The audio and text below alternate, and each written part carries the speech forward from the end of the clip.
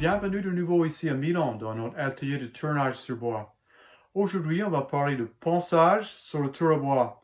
C'est un sujet qui est souvent sauté. Il n'y a pas beaucoup de gens qui aiment poncer et ça fait pas les belles vidéos pour YouTube. Par contre, c'est une étape clé dans la mise en valeur du bois et c'est la façon qu'on a pour donner cette superbe toucher aux objets tournés. Un point qu'il faut garder bien en tête, c'est qu'il ne faut pas précipiter le ponçage parce que une fois que vous avez terminé, vous avez appliqué votre finition, tous les défauts de votre ponçage vont être bien visibles. Un des premiers points à prendre en considération pour le ponçage sur le tour avec le tour en route, c'est la forme des objets et je dirais même l'objectif de ponçage. Ça, c'est les formes qui sont relativement faciles à poncer sur le tour. Par contre, il faut que vous faites extrêmement attention sur les bords franches et les arêtes vives. Vous pouvez facilement les détruire. On va les poncer avec un papier extrêmement fin. Par contre, il y a les formes qui sont carrément dangereuses à poncer sur le tour avec le tour en route. C'est les objets avec une bordure naturelle. Ces objets, on peut poncer sur le tour, mais avec le tour à l'arrêt. On va profiter de le tour émondrin pour bloquer le bol en position. Et on va utiliser une perceuse pour travailler ces zones à risque. Donc là, il n'y a pas de problème. Dernier objectif, peut-être vous ne voulez pas poncer de tout.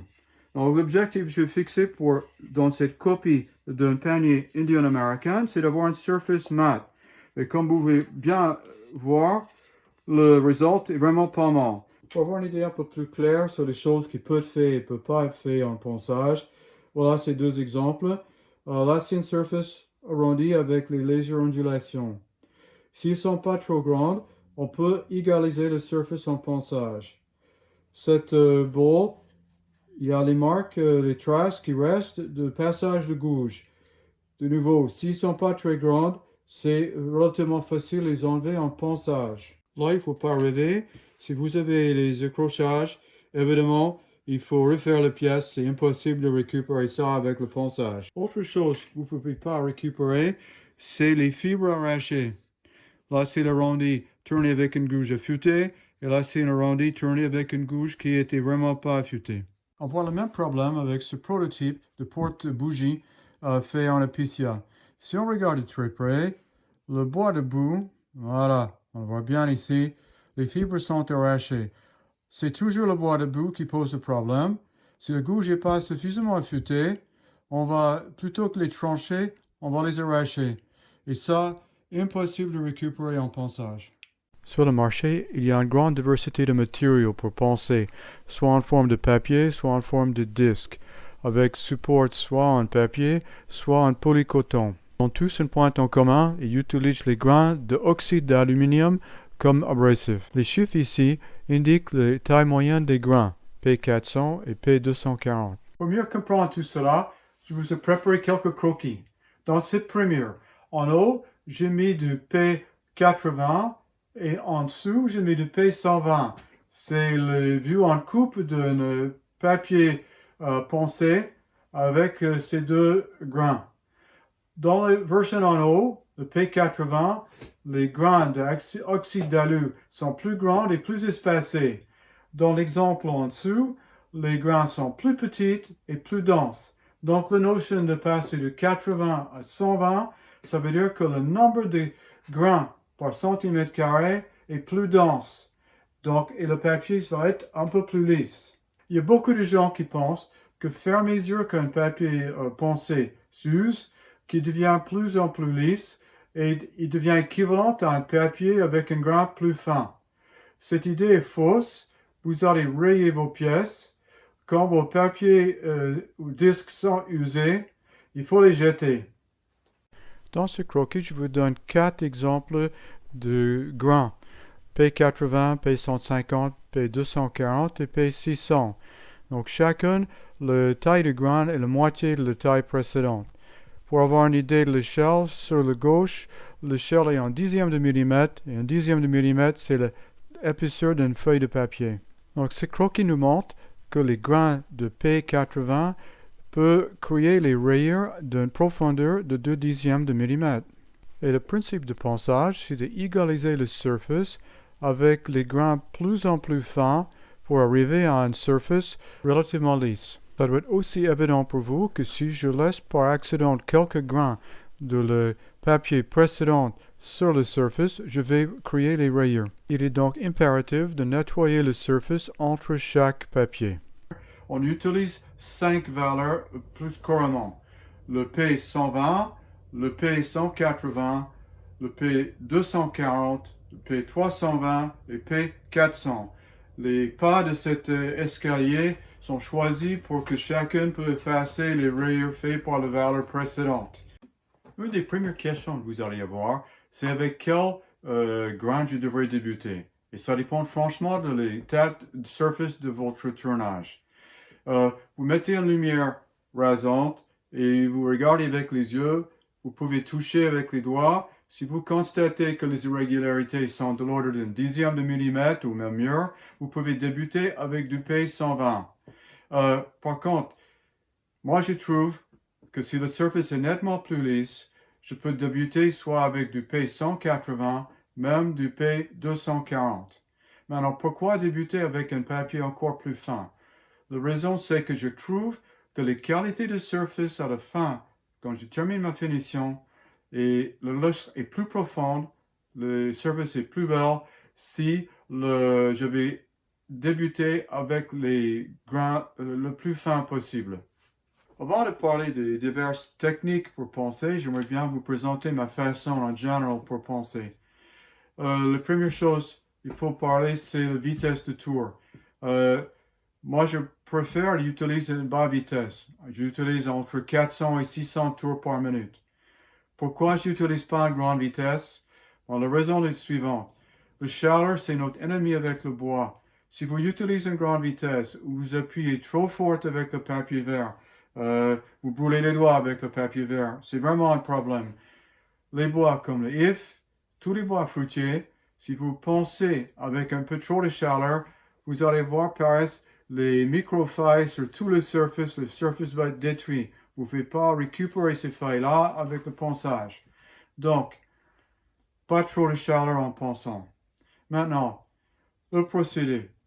Je prends ma premier grain, je vais poncer juste ce qu'il faut pour égaliser la surface. Une fois que je crois que c'est bon, je stoppe, je nettoie la surface avec un chiffon propre. Si nécessaire, je peux mettre un peu d'alcool à brûler ou alcool dénaturisé. J'enlève tous les grains précédents et je remets le tour en route et je prends le papier suivant. Je vais faire la même chose dès que mon surface est bien lisse. Je stoppe le tour, je renettoie avec un nouvel chiffon propre et je reprends le papier suivant. Jusqu'au moment où j'arrive vers P320 ou P400, ça dépend du bois. Et là, j'arrête. Maintenant, de chaque papier à l'autre, la pression que j'utilise après le tout premier papier, c'est à peu près la même pression et la même durée. Si je vais tourner à P180 pour 2 minutes, je vais utiliser P240 pour à peu près 2 minutes, etc. Voilà. Je stoppe à P400, P320 parce que en général, j'utilise une pâte, un polir après pour faire le polissage et donc c'est pas nécessaire pour moi d'aller plus fin. Il y a 3 techniques pour poncer un objet comme ce bol sur le tour. Le premier, c'est le poncer manuellement avec le papier vert, soit littéralement à la main, soit avec le papier vert tenu sur un support avec du scratch. Le problème avec ça, attention, n'appuyez pas trop fort avec votre support, sinon vous risquez de soit brûler ou brunisser le bois, soit vous risquez de créer ce problème de microfailles sur la surface. Donc attention à la chaleur avec cette méthode-là. La technique que je préfère largement, c'est l'utilisation des dispositifs rotatifs sur le tour. Ça, c'est une version fait maison. Il existe le même genre de choses sur le marché, plusieurs modèles. L'avantage qu'ils ont, ils sont légers.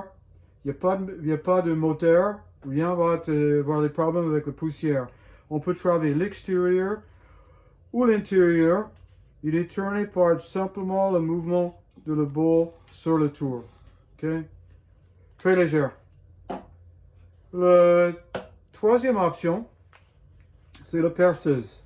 La perceuse peut être utilisée. Là, c'est avec un petit tampon. Là, c'est avec un tampon plus large. Donc, ça, pas un problème. La perceuse a deux problèmes pour moi. Le premier, c'est qu'il risque de prendre la poussière dans le moteur si vous pensez avec le tour en route. Donc là, faites attention. Le deuxième inconvénient, je trouve, largement contre lui, c'est son poids. Pour le même travail, je préfère largement le dispositif léger. Maintenant, l'avantage de perceuse, si je veux travailler soit sur une boule qui est dangereuse ou dans une pièce fermée, ou dans un endroit bien spécifique où il y a un problème, je peux arrêter le tour. Je bloque la pièce pour que la pièce ne tourne plus et je peux travailler cette zone avec la perceuse en mode statique. Là, c'est très bien. Donc, pour moi, chacun de ces outils a sa place. On va regarder maintenant le problème de ponçage manuel parce que tout le monde va débuter là et il y a des choses à bien voir. Pour comprendre le problème de ponçage manuel, on va débuter avec cette cône qui est parfaitement lisse, préparée en avance. Maintenant, vois ce qui se passe quand je ponce manuellement avec du papier 120.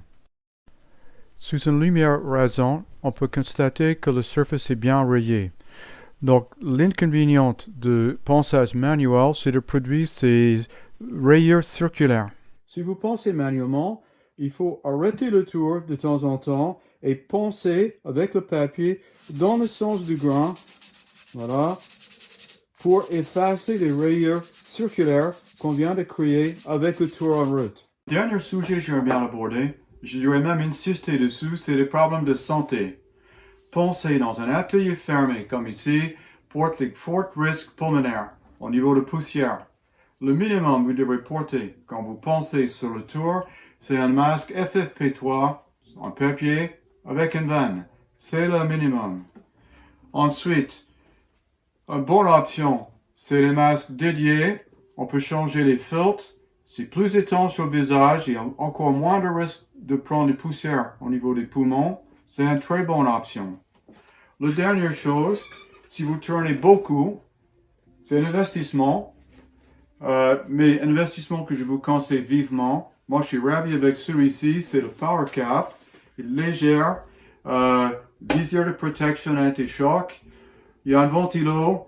Il fonctionne en surpression. La poussière ne peut pas rentrer dedans. C'est pas mal.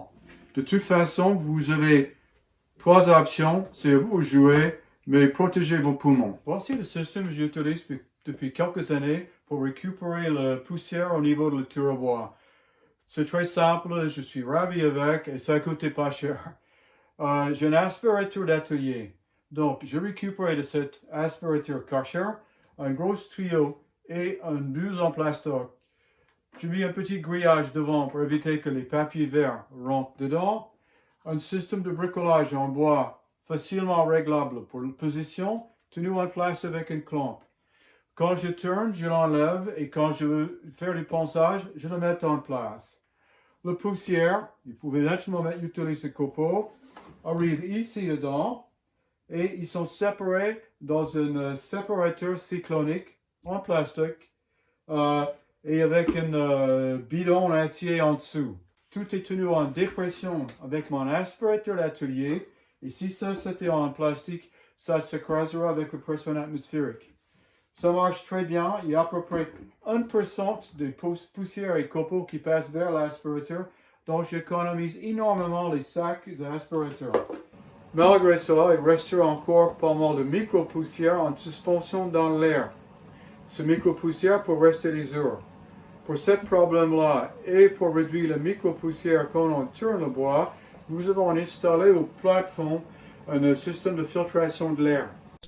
Le système que nous avons suspendu du plafond est le Jet AFS 500. Nous sommes ravis avec les résultats. On a même observé une nette réduction dans la quantité de poussière déposée sur les surfaces. J'espère que cette clip vous a servi.